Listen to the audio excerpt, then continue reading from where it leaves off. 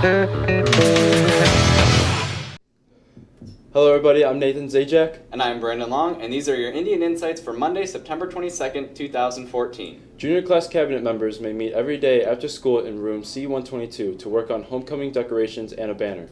Come help out any day you are available. There will be a student council meeting today after school in T103 to work on the banner for homecoming and discuss officer positions. If you cannot attend, see Miss Villarreal in T103. When you were 8 years old, have you ever wondered how cars worked? No, did you? No. Well, let's meet someone who has. What's up, LC? I'm Brandon Long. I'm here with Jason Beeshold, who's been working on cars since he was 8 years old. Now, tell me, how did you first get interested in working on cars? I got started working on cars when I was young because my dad did it as a business through Gibson Chevrolet, which was in South Holland. And it's a great hobby. You get to express your feelings. You really get to know what you can do by out pushing a car or even rebuilding them. It's a very good learning experience. And as you saw your garage earlier, you seem to have lots of parts laying around. Tell me, have you done pretty much everything with cars in terms of changing parts, replacing them? Yeah. I've gone through, I've put a new AC system on my truck. I've put actually a new motor in my truck from a previous year, but it's the same motor, but it's a rebuilt, and it's bored 10 over, and it's pretty good on horsepower.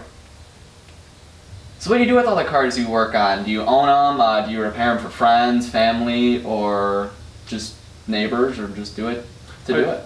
I typically work on cars that are my own. I have a 97 S10, which is being lowered, and that's the one I put a new motor in. I have a 93 Geo Tracker, which is four-wheel drive. I bring that off-roaded. It has 30s on it and gutted interior, so cleaning up after the getting mud all over is such an easy task. Not. I work on cars either being replaced, put a new water pump on it because it's either overheating, or simple radiator if it's leaking. I've done front end conversions, like put a different nose on from a different series of truck. I've changed oil on cars. I've replaced hoses, being heater lines, brake lines. I've redid brakes, simple seals and gaskets for leaky oil. Or like. So what was the most challenging thing you've ever encountered while working on a car, or what is the most difficult thing you've had to do? The most difficult thing I had to do is body work, fixing dents and crumpled steel. It's the worst and the hardest thing, the automotive stuff. Right, body work. Seems like it could be really difficult having to... I've put in at least 45 hours on just one piece of panel, and that's a lot. Jeez, lots of dedication. Yeah, it takes a lot of dedication and a lot of willpower to get through body work. All right, yeah. So do you see yourself pursuing a career in cars, I'd say car mechanics, or being a mechanic? I've had an idea of being actually an automotive engineer, preferably somewhere from like graduating from Purdue Cal or getting a thing through an Ivy Tech school.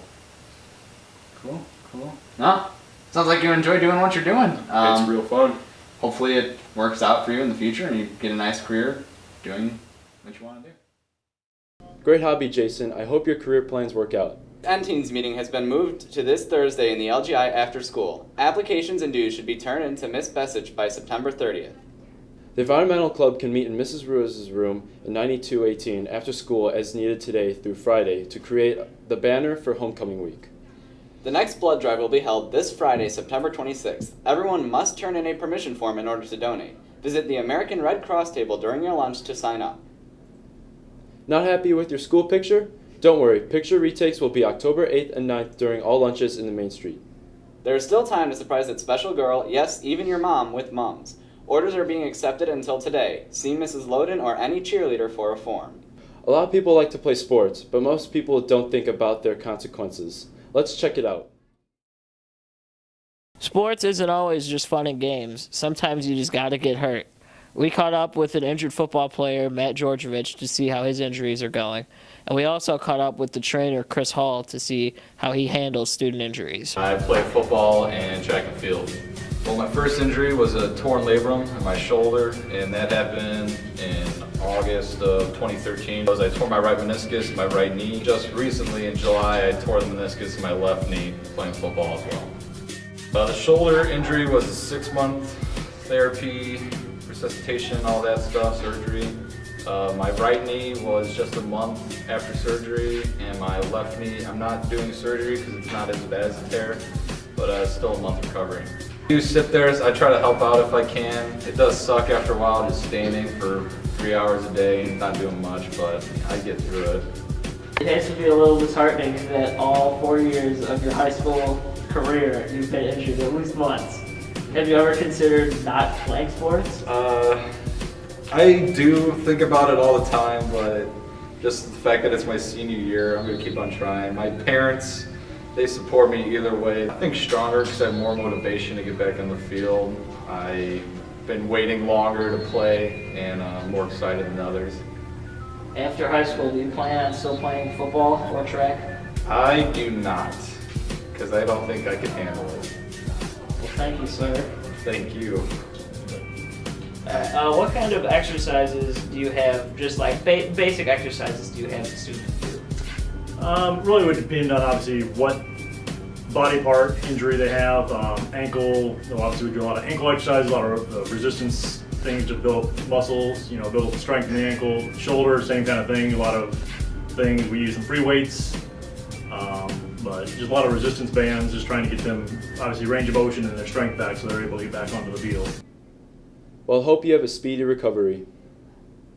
Orders for classrooms will be taken Thursday during lunch periods and after school until 6 p.m., Friday during lunch periods only, and Saturday from 9 a.m. until noon. Stop by and see the Herff Jones representative in Main Street. It's that time of year again. Seniors planning to attend the May 28th commencement ceremonies will need a Lake Central cap and gown. Measurements will be taken during lunch periods tomorrow for girls and Wednesday for boys. Please stop by the Herff Jones table and fill out the information on the card. Orders will be taken October 9th during lunch periods until 6 p.m., October 10th during lunch periods only, and October 11th from 9 a.m. until noon. Representatives from the following institutions of higher learning will be visiting Lake Central: Holy Cross College today, Indiana University Bloomington and Purdue University Calumet on Wednesday for lunch visits, University of St. Francis on September 29th, also for lunch visits, and Rose-Hulman on September 30th, unless otherwise indicated. Interested students should report to the guidance office immediately after school. Well, that about wraps it up for us today, LC. I'm Nathan Zajac. And I'm Brandon Long. And I'm Jimmy LaFakis. Freedom! America. America! Great thing! Yeah. Yes!